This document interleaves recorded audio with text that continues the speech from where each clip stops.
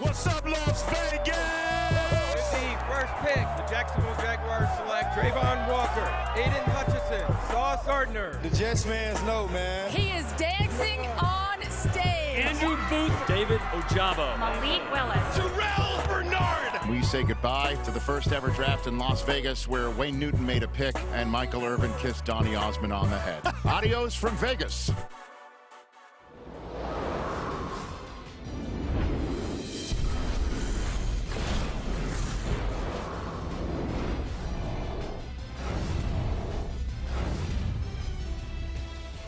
And we welcome you to Draft Today, presented by Verizon. These two right here, like ships crossing, well, airplanes crossing at 35,000 feet. Bucky fresh off a plane, Lance about to get on one. The 2022 draft is in the books, and today we're doing draft grades with our two incomparable draft analysts, Bucky Brooks, Lance Zierlein. Listen, relatable. If you were in college and you had to pick a course and which teacher you were signing up for, I'd go Lance. He's a little bit of an easier grader. Bucky pulls no punches. So, Buck, and you're irritable because you're just off a plane, you're going to get us started with the AFC North. Here's a look at your grades. Man, you get degrees with that. In some cases, you get honors with those B's. B minuses for the Bengals. I'm under a 3-0 and Browns. now. The Ravens get an A+. The Steelers get a B+.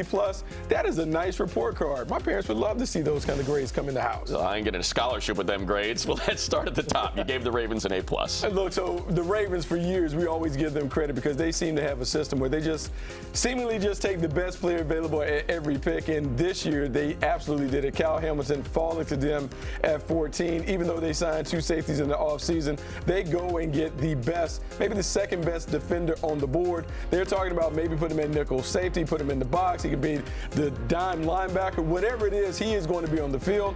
And then having a relationship, Mike Macdonald having a relationship with David Ojabo, knows exactly who he is, saw the development up close and personal.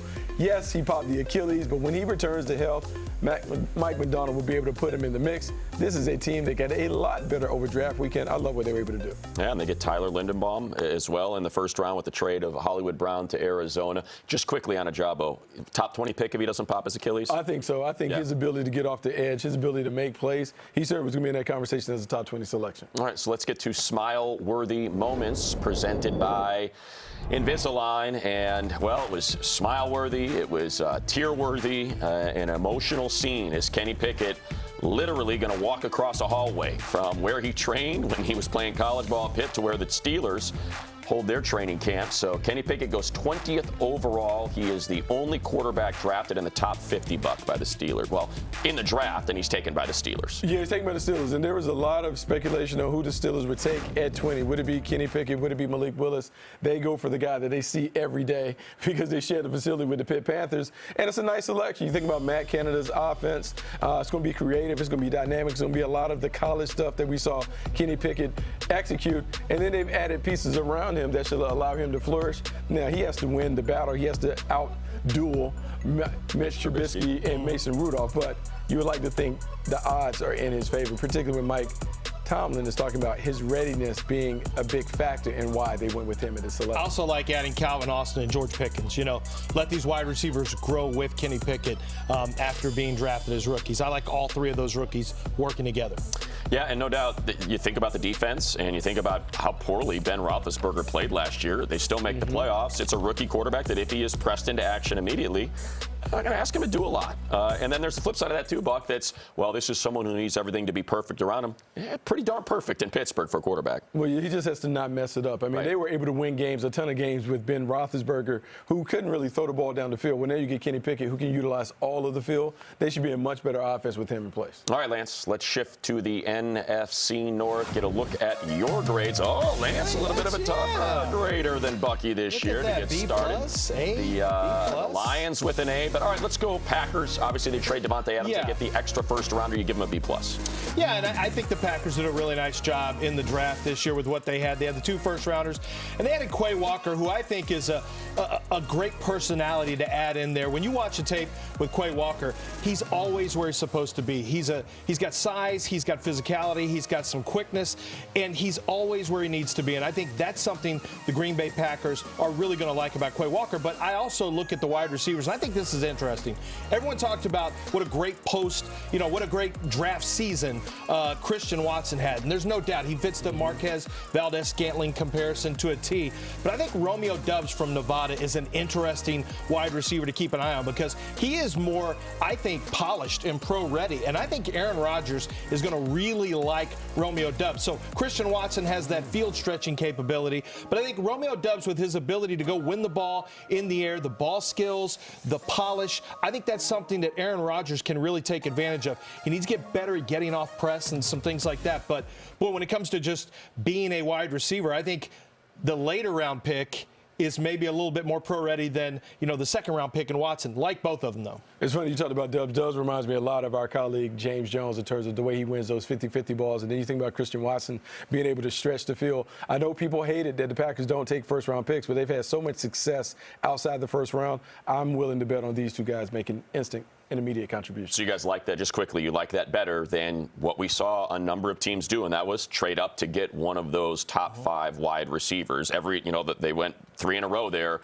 People trading up to go get one of them. I'm not arguing against what the Packers do. I mean, it's successful. Why would I argue against their philosophy works for them? And I think Aaron Rodgers makes it work. I think when you look at the other quarterbacks who are trading up, they needed help for their quarterback. Aaron Rodgers can take a decent wide receiver and make him good, a good one and make him great. And I do want to point out, relax, fans of the AFC and NFC North. If we didn't get to your teams, they will be addressed between now and the end of the show. A number of different ways that we will acknowledge how your team did in the 2022 draft. All right, when we return, on paper, might the Eagles have surpassed the Cowboys in the NFC East? Are the Jets ready to contend in the AFC East? We dig into the Eastern Seaboard as we grade all those teams from the AFC and NFC East next on Draft Today, presented by Verizon.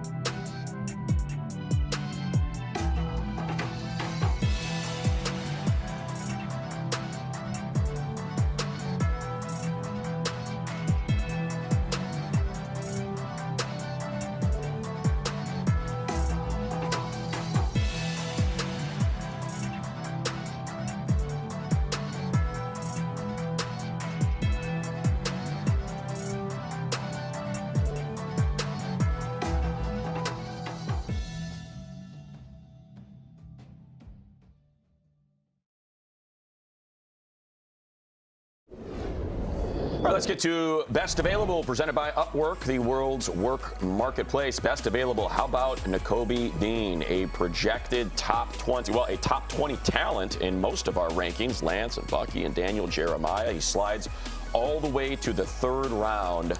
Medical concerns that many were not aware of prior to the draft. The Eagles take advantage of it. They trade into the 3rd round and they end up getting Nakobe Dean, the leader of that Georgia defense that just came off that national championship. So let's get to that NFC East, Lance, with Nakobe Dean mentioned there. We see you gave the Eagles a B+. Let's get to the rest of that draft class. Yeah, I think the Eagles, you have to remember they came into the draft with 10 picks. They leave with 5 picks. So there was a lot of wheeling and dealing. There's some trading back, and we'll get to those picks next year, as a matter of fact, with some of them. But I think you have to look at Jordan Davis as a guy that fits great because you have 2 defensive interior players who are out of contract after next year. Plus, Davis next to Fletcher Cox has an immediate impact on the division.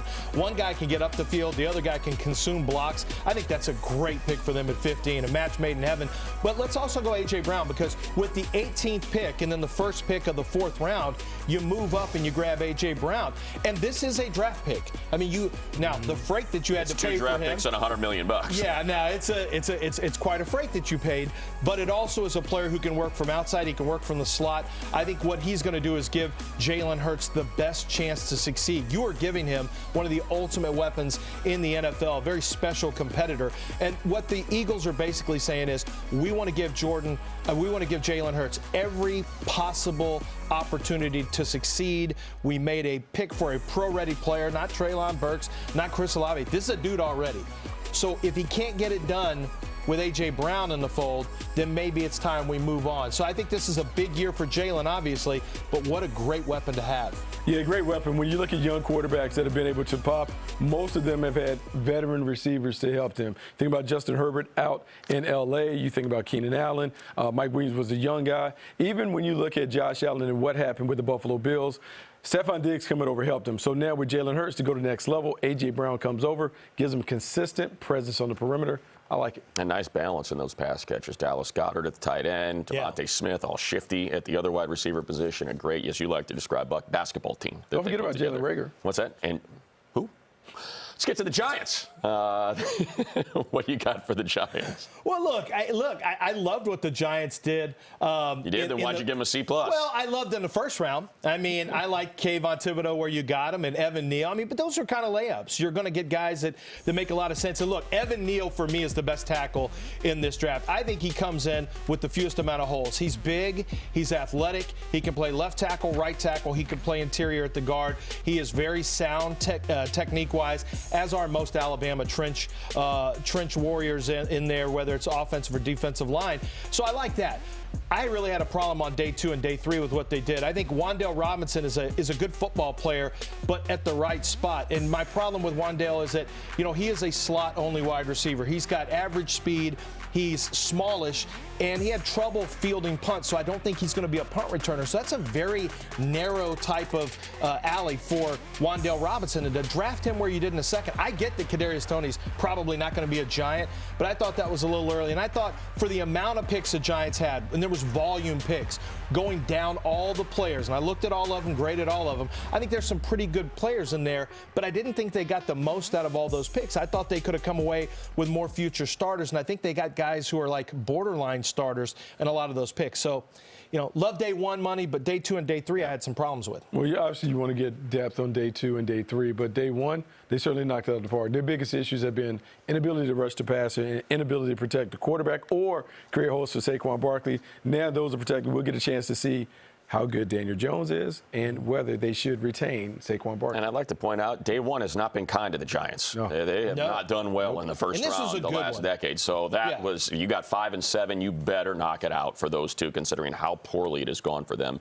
in the first round. That was my Bucky Brooks grading hat that I had on there. I'm a little tougher on him, but I'm tough because I love you. It's tough love. That's funny you mentioned that, Lance, because let's get to the AFC East. And there he is. There we go. There he is.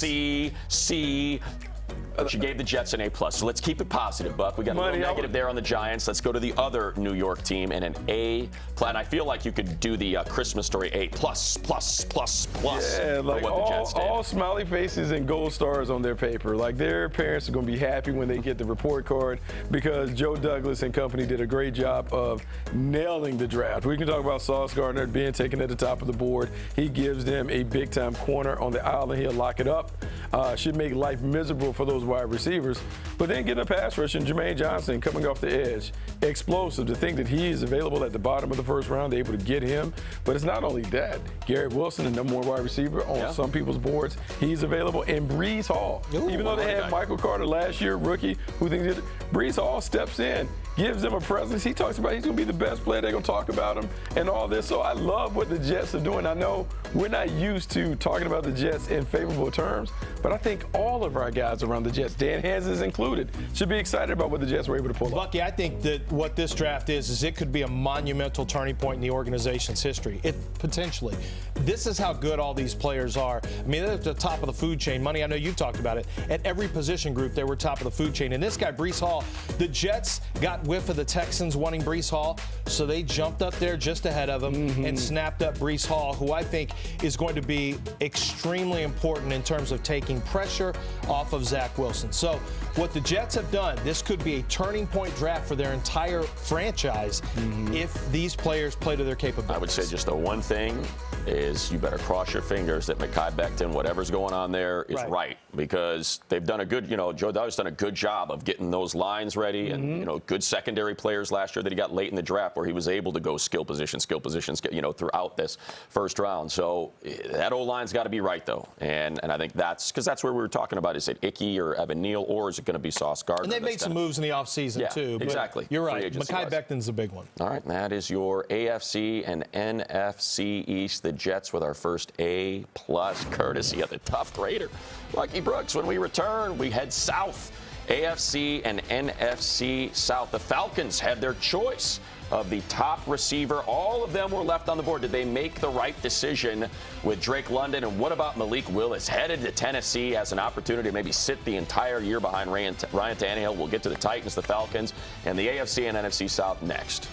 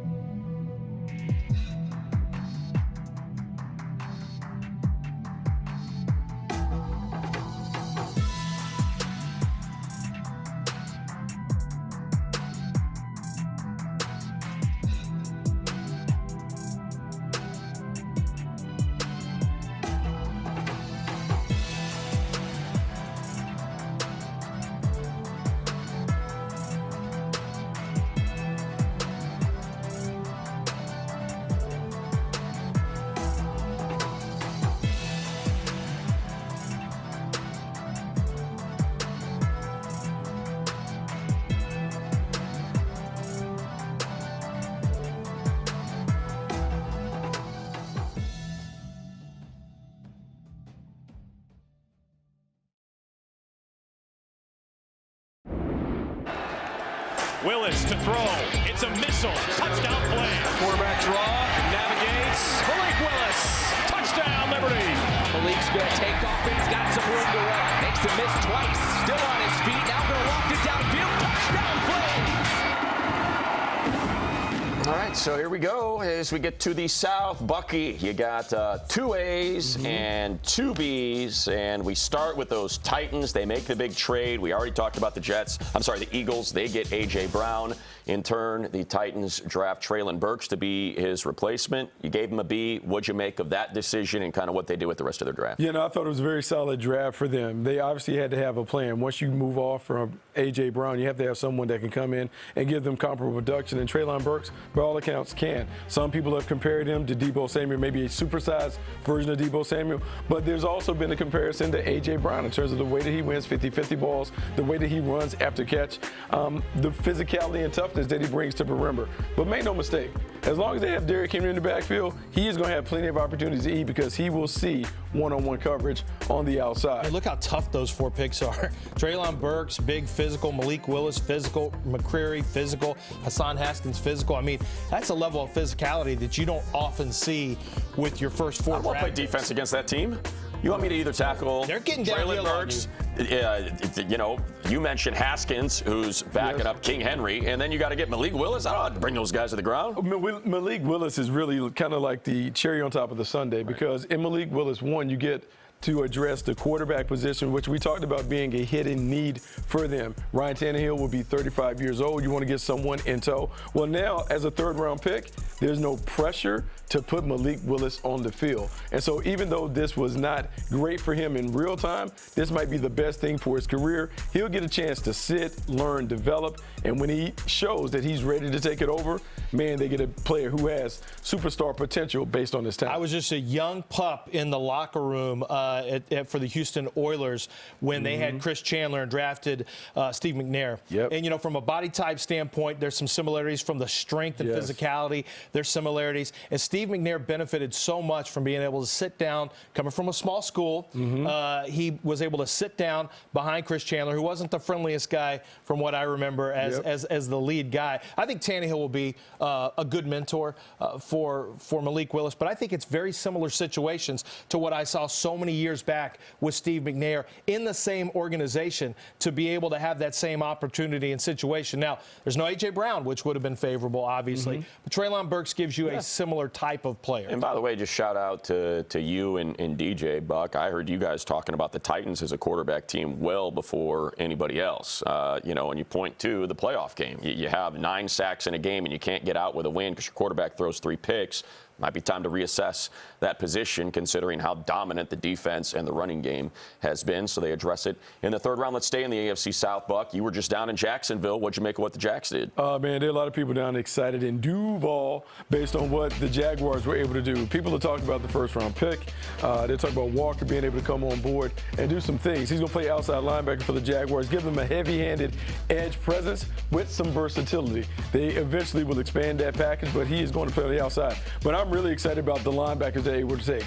Devin Lloyd and Chad Muma gives them 2 young tackling machines with versatility. And Devin Lloyd, you have someone that can come off the edge. He can stuff the stat sheet in a variety of different ways. Sacks, tackle for losses, interceptions, you name it, he can do it. And then Chad Muma, who to me is a natural green dot player, a natural communicator, a guy that can go sideline to sideline, outstanding cover skills. Jaguars defense looks good with all that young athleticism coming in. And more physicality here. Trayvon Walker, one of the most physical edge setters. Devin Lloyd will smack you without thinking twice. And then Luke Fortner, let me mention him.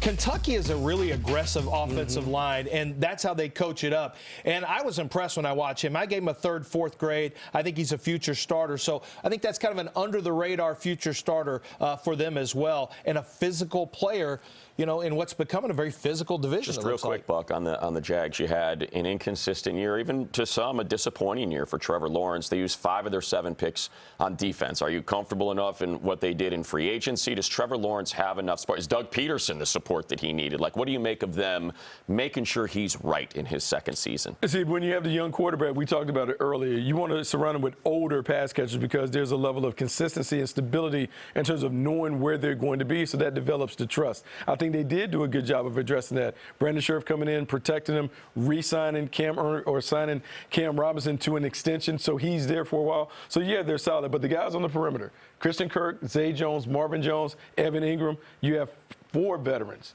that can make things happen on the perimeter, I would expect to see a better version of Trevor Lawrence in year 2. Etienne back too.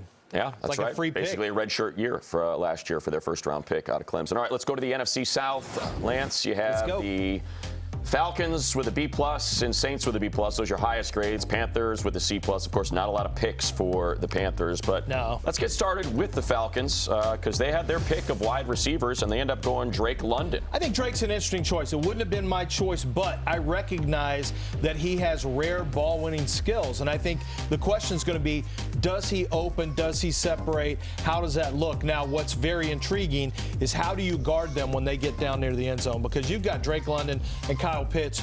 You cannot double both of those guys. It's going to be a big problem. So, but I do think that basketball athleticism for Drake London is a big deal. And then, moving forward beyond that, I think that Troy Anderson is a guy that really I should highlight because NFL teams were all very, very quietly trying to dial him up and getting him in the second round. That's where he was going to go. This is a former Big Sky quarterback of the year, his sophomore year. Then he was defensive player of the year just 2 or 3 years later. And the upside on him, he's not where he needs to be yet, but Money, you and I have talked. There's a prominent personnel man who compared him to Brian Urlacher. He said this is the kind of talent that he potentially has. He's very physical, very aggressive, and very fast. And you see how nimble he is for being a guy that is that big, playing that position. The highlight package is running ridiculous. back. He's a running back. Yeah, right? Exactly. He was. All right, let's go to pro comparisons, Lance, and that is presented by Lowe's. They end up getting their quarterback, Desmond Ridder. I feel really good about this comp on this one, Money, because Alex Smith, to me, when I watched Desmond Ridder, all I saw was Alex Smith. And here's why. His game isn't flashy, but it's effective. He is a player who has great football IQ. He works his tail off at the sport. He was a 4-year starter and a 4-year winner, and that's very important to remember. He won all 4 years. He is not just mobile. He can hurt you with his legs. He's a pretty good runner. But the other thing is, I think he's a guy who will steer the ship. And I think at the end of the day, being a game manager, sometimes we put a negative connotation on that. That's not negative. Having a game manager, look, there are snap takers and there's playmakers. I think Desmond Ridder is going to be a snap taker, and I think that's fine because what you want to do is limit the interceptions, give the opportunity for as many positive plays and chunk plays as possible, keep those chains moving, and I think Desmond Ridder has a chance to do that. And let's be honest, Bucky, there's not as much pressure on a third-round pick as there were if Desmond had gone 32nd, for example, at a trade-up spot. Yeah, no, I like the comparison because Alex Smith, I compared him to Marcus Mariota, but when Marcus Mariota was coming out, I compared him to Alex Smith.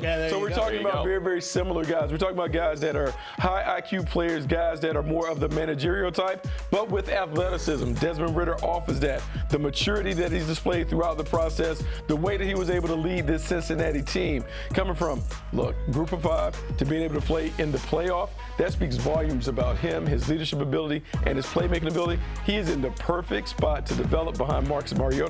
No pressure to put him on the field right away. And, the comparison with Alex Smith, too. I know Utah's, winning the Pac-12 these days, but remember, he carried Utah, which was not in the Pac-12 yet, to knocking off Alabama in a bowl game. So similar scenarios. Yeah, similar scenarios where the first group of 5 team to get into the NCAA playoffs. So winners, that is one thing that all of them had in common. Marcus Mariota winning the Heisman at Oregon, unheard of. You had to go to USC to win a Heisman on the West Coast. So certainly each of them productive in their college careers. Anxious to see what he's able to do with Arthur Smith and the Falcons. When we return, we keep it going as we focus on the West, AFC, NFC. The Chiefs trade Tyreek Hill. They get 2 1s, 2 2s, and they reload on defense. The Seahawks were expected to maybe take a quarterback. They don't. We will dig in to each of those teams and the rest of the West when we return on Draft Today, presented by Verizon.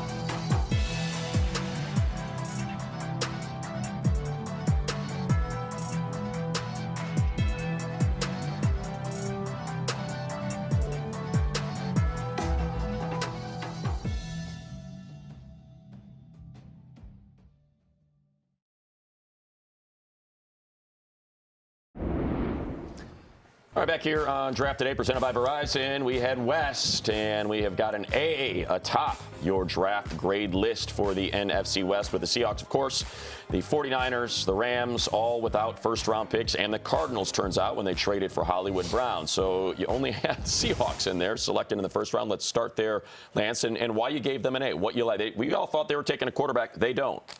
I thought the Seahawks did a good job. Look, they made an internal decision that they were rolling with Drew Lock and Geno Smith. Yeah, Drew and Geno. They're going to roll with those two, and they're going to see what happens. But and I'm fine with that. Punt until the next year because you have so many things. They're in rebuild mode.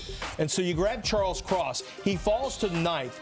You waited and waited, and the draft fell into your lap. You didn't rush it. Charles Cross, a guy who's going to come in, start right away at left tackle, replacing Dwayne Brown.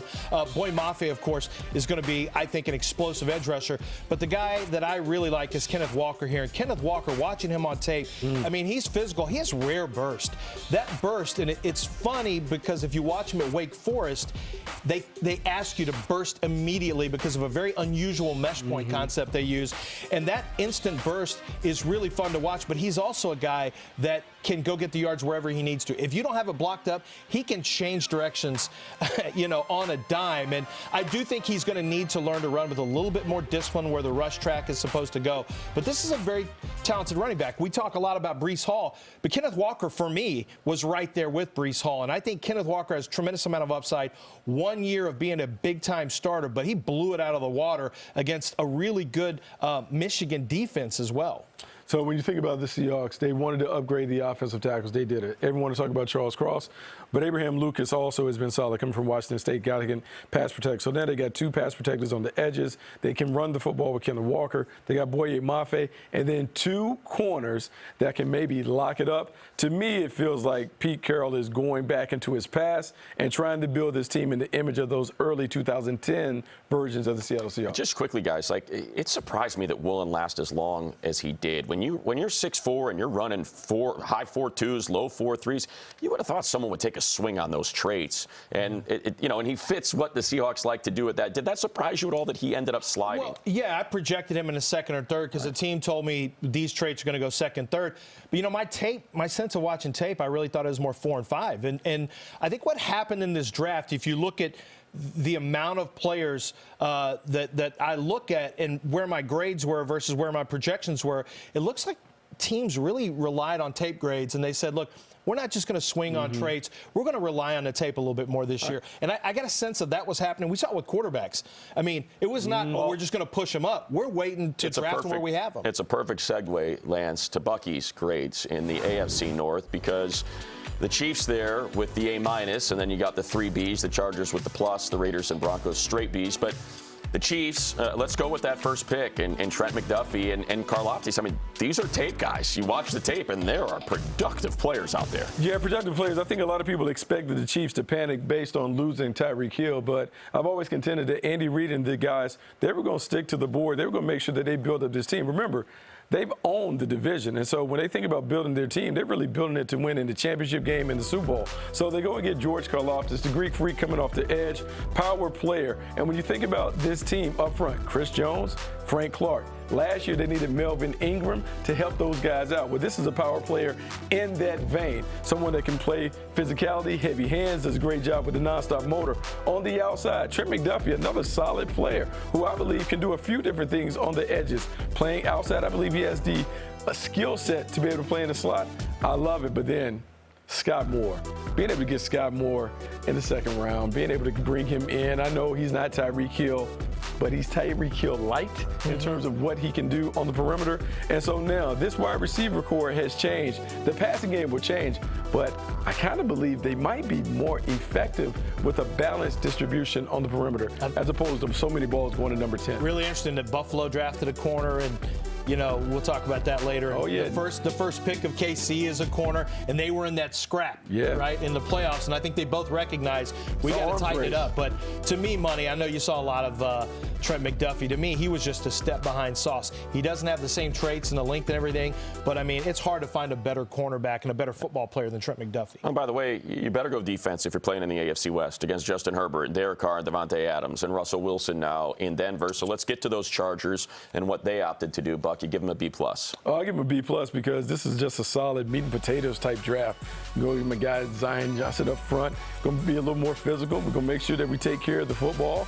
We balance it up, make sure that superstar is not hit. Now, I know we're going to gamble and go for it on 4th and 18 from the 5-yard line coming out, but it doesn't matter about that if you can block and protect. The Chargers are going to do what they do. They're going to make sure they win at the line of scrimmage. They're going to be more physical, and I actually think this might be the year that they make a major jump. I know we've been saying that for a while. Yeah. They had not drafted an O-lineman in the first round since DJ Fluker a decade ago, and then last year they get Rashawn Slater, who is borderline All-Pro, a Pro Bowler, and now they get Zion Johnson. This is another guy that's good. Exactly. Yeah, you're going to love him, Money. He also is a high school golfer, and he's got a master's in cybersecurity. So if anything goes wrong in the IT side, if somebody's trying to hack into the database, just pull him off the practice field. There you go. And let's get him in here and let's tighten the things up on the security side. This is my guy, though. Spiller. This is my guy, Spiller. I know there's some guys that love Austin Eckler, some of those other guys, but I felt like the Chargers needed to get a guy. Spiller is going to be the running back that we talk about. We didn't talk about him much in the lead up to the draft process. When I watched this guy play, to me, he stands out as a Pro Bowl caliber runner. I expect him to do big things. This guy can run it, but he also is nice on the perimeter catching out of the backfield. Well, when they had Melvin Gordon, they were able to use Austin Eckler as a weapon more. Yes. Because they had no backup running back, he just took too much of a pounding. Yeah. He'd miss games. He'd get nicked up. He'd get worn down by the end of the game because he never goes down on first contact. So Austin beats himself up throughout the course of a game. To get someone of Spiller's level of competition to finally kind of get into that second running back, that's going to help out Eckler a lot. And I think you'll see him go back to kind of being that weapon that we saw those first couple of years. Yeah, I think it's important that you, there's efficiency, right? And when you have these weapons, a lot of times we see it with quarterbacks, you ask them to do too much. I think it's important that you have players in the right amount of usage, because that's when you get there's diminishing returns when you ask too much, and I think that can be the case with Eckler. And by the way, just kind of knowing how Brandon Staley was trying to piece that thing together last year in his first year on the defensive side, getting Woods in the 3rd round and being able to play him up high as their 2 highs with Nas Adderley, now you're going to be able to cut Derwin loose. You can play him on the line. You can play him in the middle of the field as your dime linebacker if you want. Like, you're going to see a lot of that by having a guy that fast and that much of a ball hawk with that 3rd round pick. AFC West, and look, those two teams going to get it started on Amazon. It'll be the debut Thursday night football game for Amazon Prime, the Chargers and the Chiefs. Pretty darn good way to get that series started. Okay, if you feel like you've been left out, we did not address your team, well, no worries. We're doing snap grades. We're going to cover a whole lot of teams, including the Lions. It fell in their lap with Aiden Hutchinson. They trade up to get Jamison Williams. Is Detroit ready to make their move in 2022 in the NFC North? We'll get into what the Lions accomplished in the draft next on Draft Today, presented by Verizon.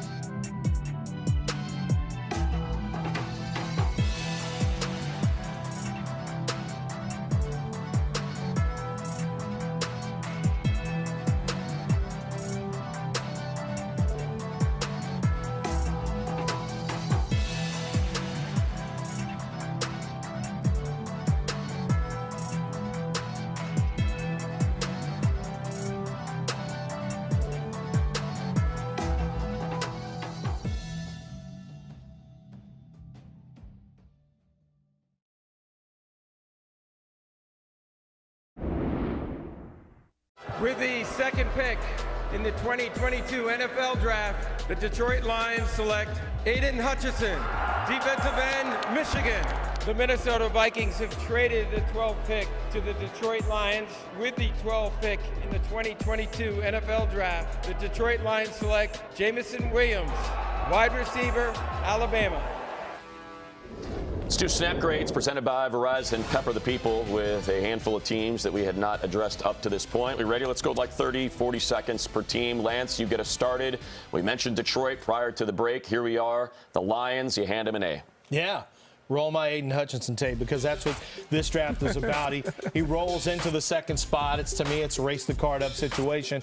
You know, Aiden Hutchinson they give Detroit Dan Campbell not just an edge presence, but a guy who is really about it in the weight room, on the practice field. He's a culture guy. And when you're talking about the teams who are drafting early in the draft, a lot of times they need a culture reset, and the Lions have needed one for a while. And I think he's a really good addition to do that. You see, I mean, he's going to do everything that's asked of him. But, you know, speaking of culture, you can have a culture fit, but you also need a big playmaker. And Jameson Williams, to me, moving up to get Jameson, it always felt like every time I did a mock draft, I was thinking, who are the Lions going to move up for? They're going to come up for somebody. They're not going to sit at 32. They're going to come up. They've got draft capital.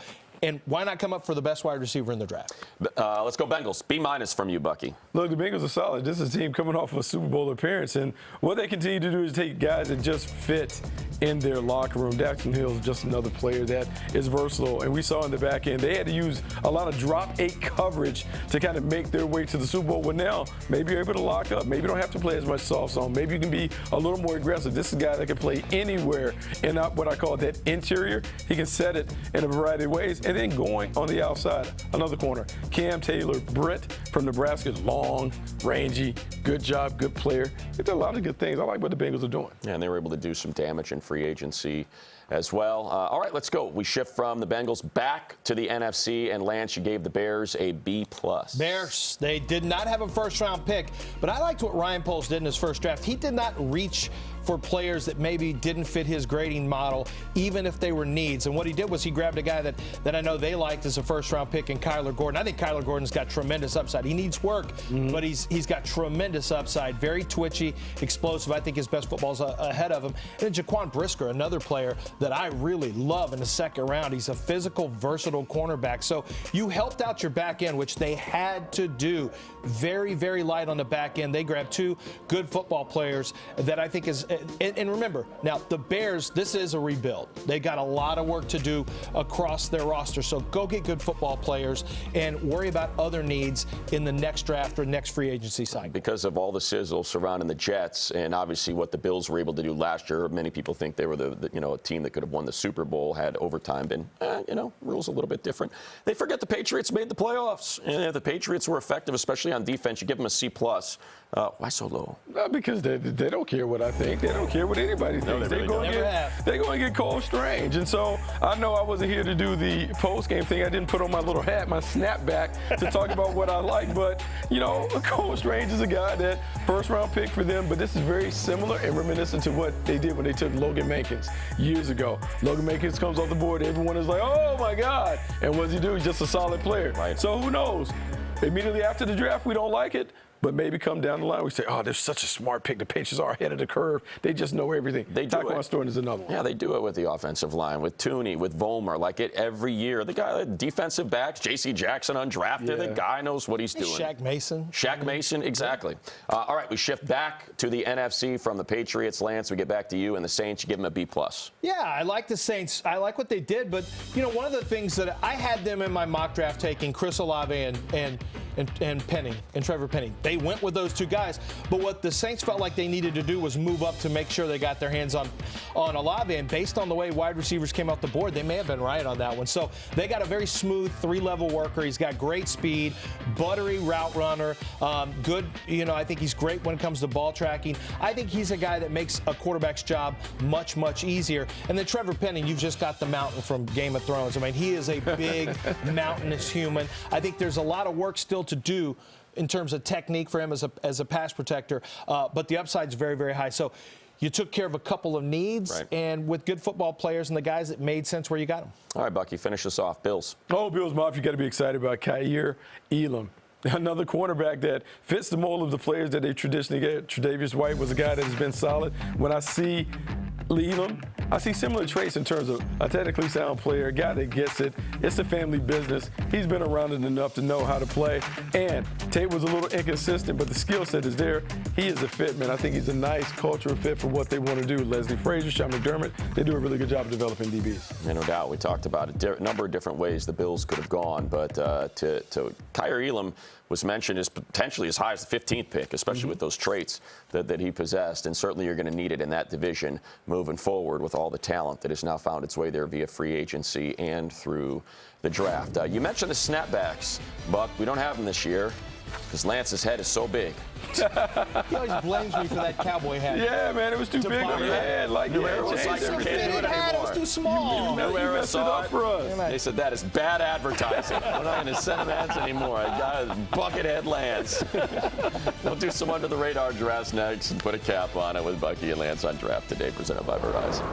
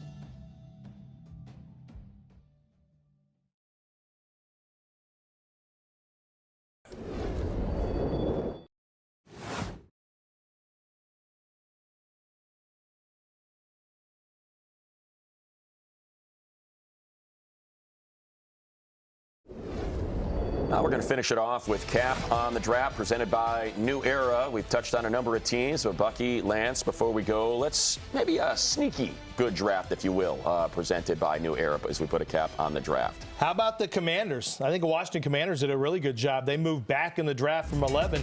Still pick up a guy, obviously, that they had rated very highly, so they understood they could move back and still get their hands on Jahan Dotson. I think he's a really interesting fit along with Terry McLaurin, because you got a couple guys that can really separate, run routes, can get down the field. They both have speed, so I like that combination. But I also like adding guys like Mathis from Alabama, adding Brian Robinson. Boom, boom, bang, boom. You pair him with Antonio Gibson, so now you got a two-headed monster there at the running back spot. And then Sam Howell. Listen, in the 5th round, Sam Howell is there, and Carson Wentz, I don't think has a stranglehold on the position. I don't think it's outrageous to think Sam Howell, who I think is fairly game ready out of all the quarterbacks in this year's draft, he might have a chance later in the year to take a little look at a starting position. So in the 5th round to get Sam Howell, I think that's really good value. Sneaky good draft for the Washington Commanders. I'm going to go with the Houston Texans. Oh. I like what Nick Casario and Lovie Smith were able to do. They did a really good job. I think they've been Lance is going back to Houston, and you're taking the Texans. Yeah, some questions here. I feel like they've been listening to the stock advice that Money gives me. Money's always like, hey, Warren Buffett, get those index funds. That's right. Big, brand names. Blue chips. Don't mess it out. So they're going to get blue chips. So Derek Stingley, best corner in the draft. Some would say 5-star talent. They go and get him.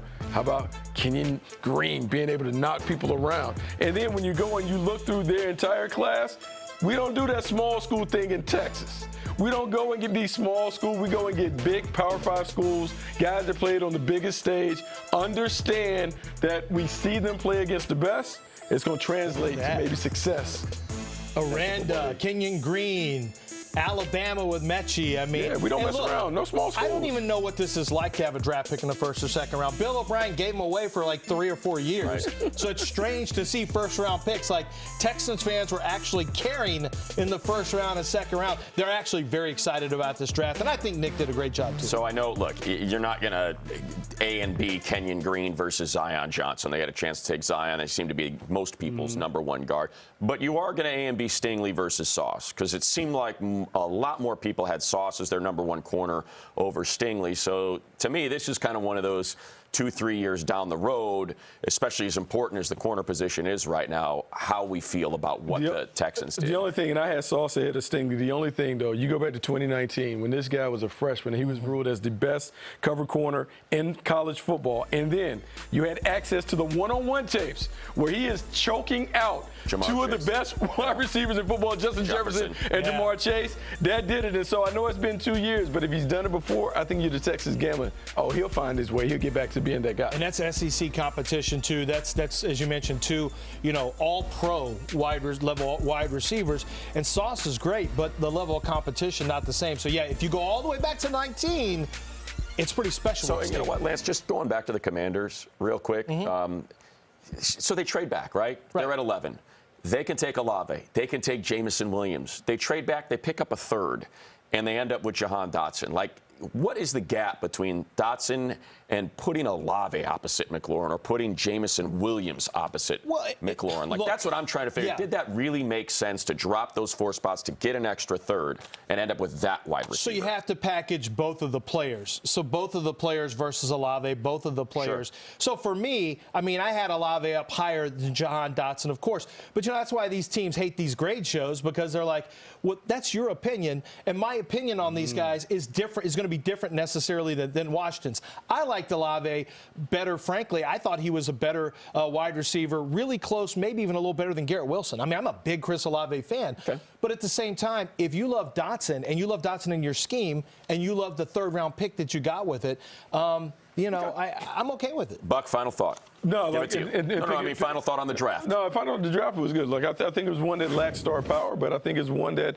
a lot of teams came away with good talent. And the beautiful thing about these things, it is all great. It's all gumdrops and lollipops today, but we'll see the game. All right. Any last thoughts? No, I just think it was a wild draft. That's enough. Okay, that was enough. More Ed Marinaro and more telling him to get off the stage. Thanks for watching Draft Today.